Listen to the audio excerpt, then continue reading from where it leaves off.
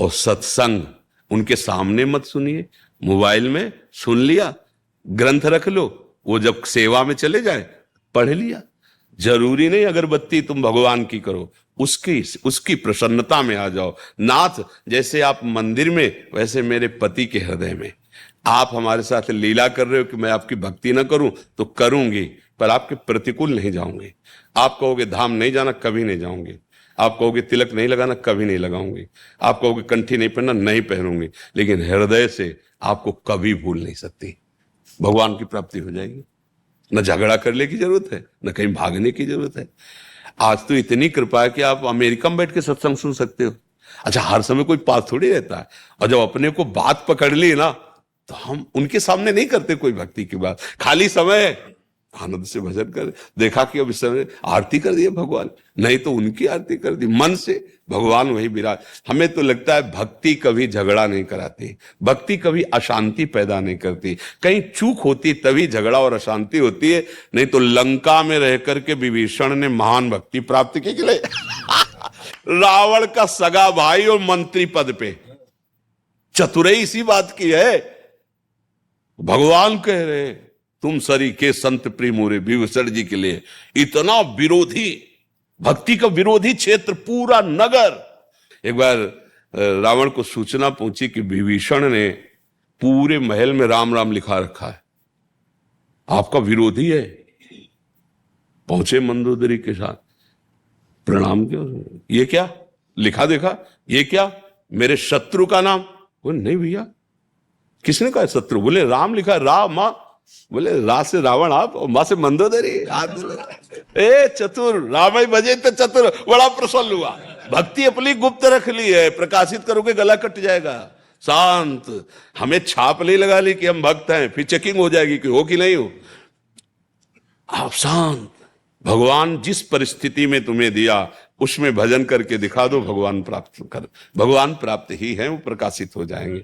पति में भी भगवान है, परिवार में भी भगवान है। रो वहां से, हा वृंदावन, वृंदावन तुम्हारे पास चला जाएगा। ये जड़ देश नहीं है, ये चैतन्य चिदानंद। जैसे भगवान का नाम चिदानंद, ऐसे धाम चिदानंद, रूप चिदानंद, लीला चिदानंद। भगवान मन में ही बैठे तुम्हारे सुन रहे हैं। जब तुम्हें अंदर से हा वृंदावन, तो तुम्हारे स्वप्न में वृंदावन आ जाएगा, तुम्हारे जागृत में झांकी आने लगी, निहाल हो जाओगे।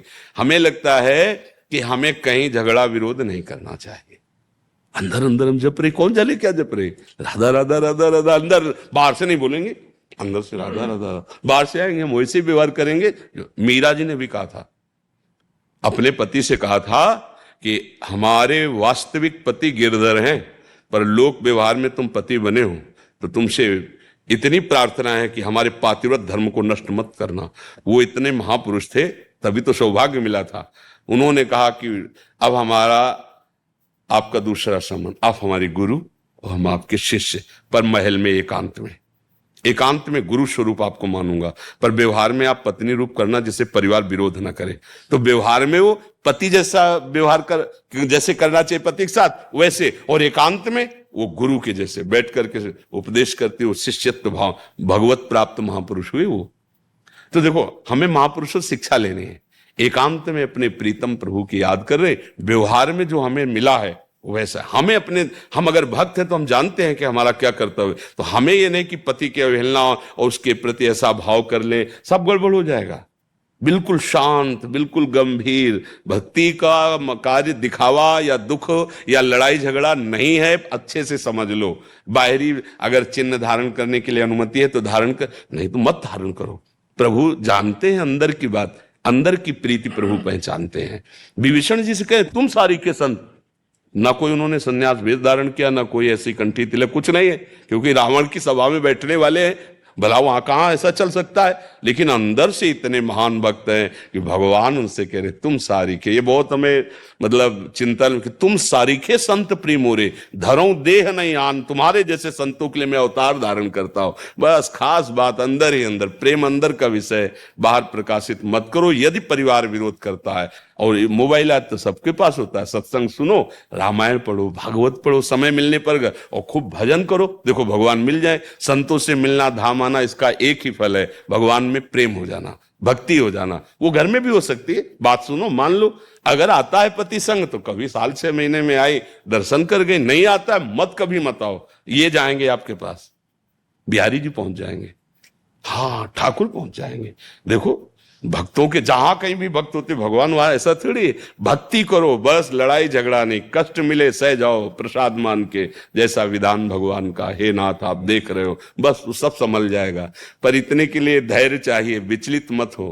अब पति ऑफिस जाना है, यहाँ नहा धो के अगरबत्ती पूजा विस्तार कर रहे हैं, और वो बार बार समय देख रहा है कि नाश्ता अगर मिल जाता, यहां ना पाते तो कम से कम ऑफिस में पा लेते। तुम्हारी भक्ति काम नहीं करेगी।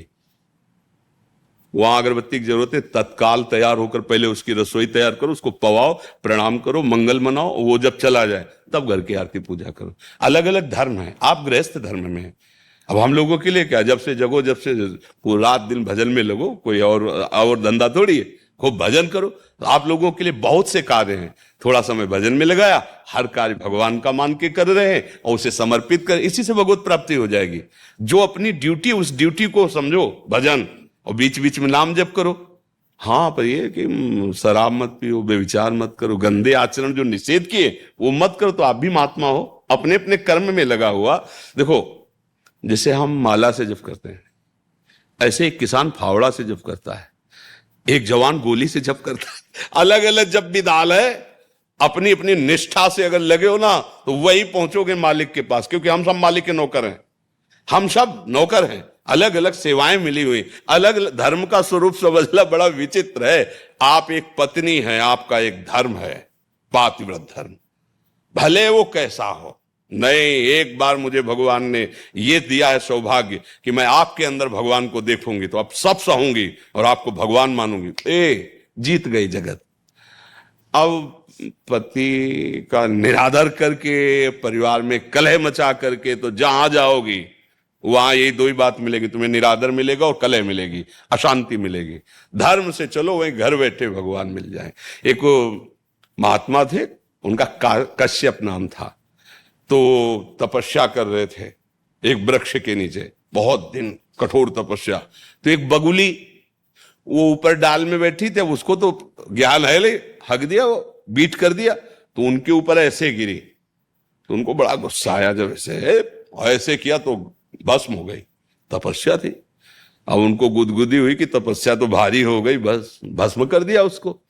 अब भिक्षा मांगने गए तो एक पतिव्रता नारी वो भिक्षाम दे, तो निकली, आई, प्रणाम महात्मा, हमें अन्न चाहिए, भूख लगी, कुछ क्षण ठहरिए, अभी बना के लाती हूं।